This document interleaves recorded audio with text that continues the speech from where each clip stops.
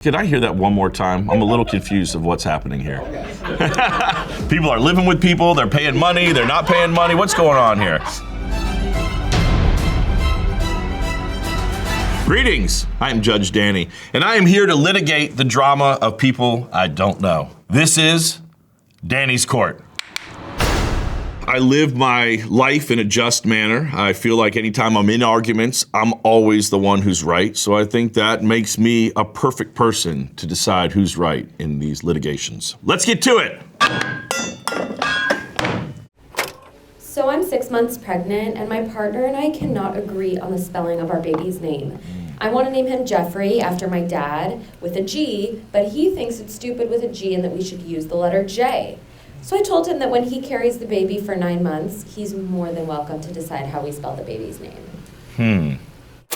This is a tough case. Obviously, Jeffrey with a G is, it's a controversial way to spell Jeffrey, but there have been some great Jeffreys with a G. I do believe that the mascot of Toys R Us was Jeffrey with a G. I do think she has a point. She is carrying that baby. I think I'm ready to make my ruling. Wait, we gotta hear the other side. Oh, we do? I just don't understand why we can't meet in the middle on the name spelling. Nobody's going to respect that G in Jeffrey. I don't want my son to resent me because people keep calling him G off. Can we compromise? After hearing his side, I don't really like the tone of his voice. I feel like the kid is probably gonna have more issues with his dad speaking that way. This is gonna be an easy one for Judge Danny. I rule in favor of the mother. It should be Jeffrey with the G, obviously. I mean, I do think that the father is right to think about how kids could potentially make fun of that name, but ultimately you can't kind of name your child because you're afraid of haters. That's not a reason to name a kid. I named my son Declan, and we were told that kids would say hit the deck, that they would punish him and beat him, and that's never happened once, not one time. Next case, please.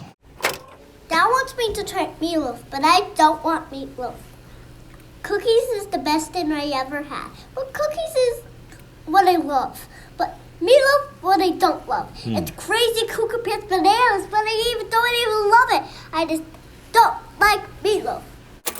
Sounds familiar. Am I right in cookies is what's preferred? That was what was preferred in that case? Okay. I'd love to hear what Pops has to say about this. Obviously, he can't have cookies for dinner. We've been trying to introduce him to new foods, but all he wants to do is eat dessert. I am not going to let a 5-year-old control my life. Meatloaf isn't even that exotic, and it's delicious. This is a very tricky case. I often deal with this in my own personal life, having 2 children. I understand that you can't have cookies for dinner. That is not acceptable. But meatloaf is kind of a beat-ass meal. That is kind of something that's very boring and very little effort. You're basically just taking ground beef and smashing it into a pan and baking it. I'm gonna say no on the cookies here, but I also think Pops needs to get a little bit more inventive with the meals that are being presented. If your kid doesn't like meatloaf, maybe try a nice vegetarian option. Maybe throw some tacos in there. Maybe cook up a healthy pizza. Meatloaf, kid's not wrong. Meatloaf is kind of boring. Who did I rule for there? Did I? Yeah. I think the real ruling here is Pops is right, but Pops should be more inventive with what's being presented. Meatloaf. I mean, when's the last time you've had meatloaf? I'm a pescatarian. Exactly. This kid is probably the same thing you are. Bam! Next case, please. My boyfriend and I have been dating for 4 months, and every time I stay over, I bring my own toothbrush and I just leave it in the dish. But when I come back, my toothbrush is gone. This happened 4 times. Why is my soft bristle toothbrush disappearing? So I asked him about it. And he acts like he doesn't know what I'm talking about. It's interesting. Can we hear the other side of this story, please? I love teeth as much as the next person, but we did not discuss the leaving of the toothbrush. So I threw them out because it's not just the toothbrush. I found her bonnet underneath my pillow, her boots in my closet, and her underwear on my dresser. She's slowly moving in without consulting me, and I don't like it. Obviously, there are some valid arguments on both cases here, both sides of this. It's true, if she's leaving things more than just the toothbrush, this is leading to a bigger problem, obviously.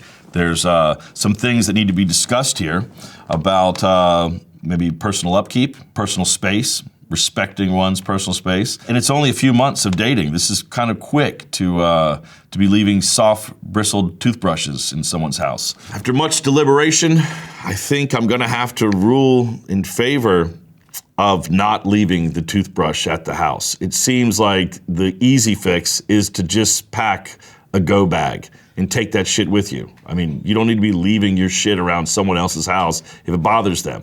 I mean, this is a major red flag. Take that toothbrush with you.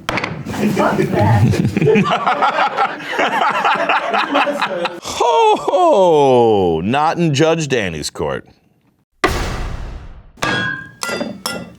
Let's go. I really think my dad is going through something. Like, he keeps trying to do stuff like he's 20. He keeps trying to dye his beard, wearing these ridiculous baggy jeans, and every time my friends are around, he wants to know what the vibe is or what's lit. It's not you, Dad.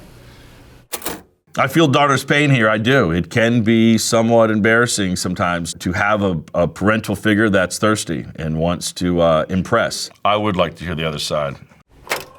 First off, my daughter's a hater, point blank. She just don't want to see a player shine. I keep a roof over her head, the flyers drip on her back, all the Wi-Fi in the world, and I can't live my life? Don't be mad because you have a cool dad. Embrace that shit. Because in the words of Kendrick Lamont, they are really not like us.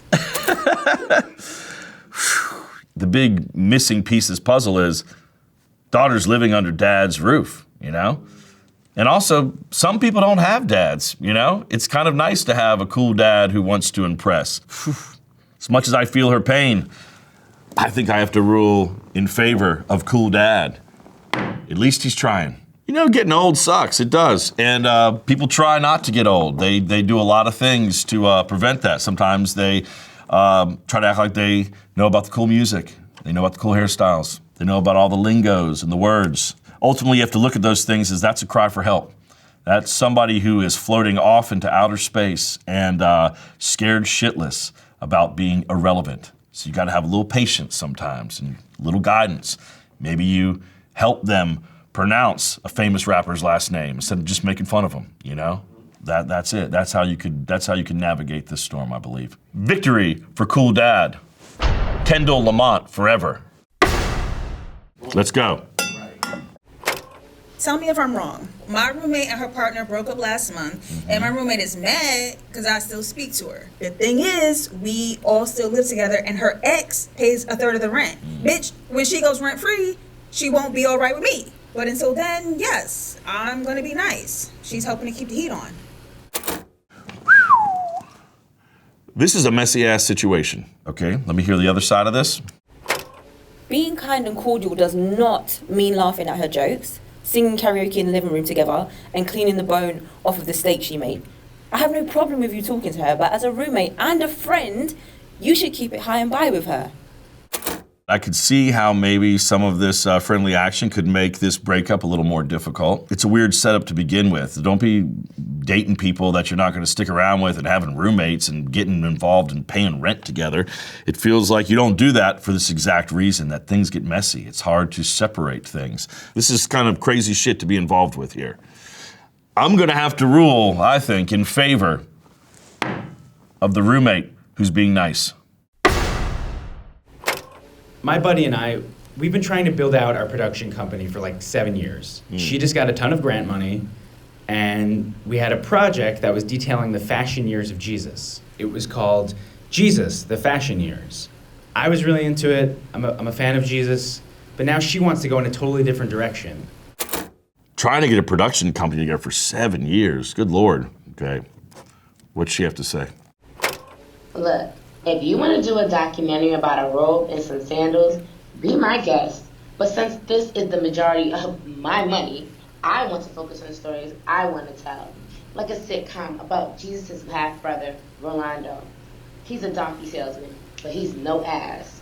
Okay? I understand the need to complete something after you've put so much energy into it, but I gotta say, money talks. Whoever's putting up that money at the end of the day is the one who's putting all the risk on the line. They're the ones who need to be very confident in what is being created. Jesus, the fashion years, not positive if that's going to translate to a lot of people. The Rolando story now, that's got my interest. This is real simple. Whoever has the money gets to make the type of Jesus show that they want to make. Easy.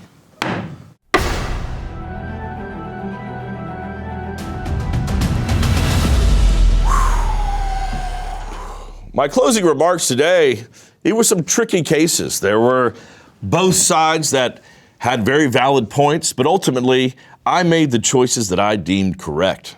I'm never wrong, so obviously, these choices are what should be followed. You're welcome. Fuck you very much.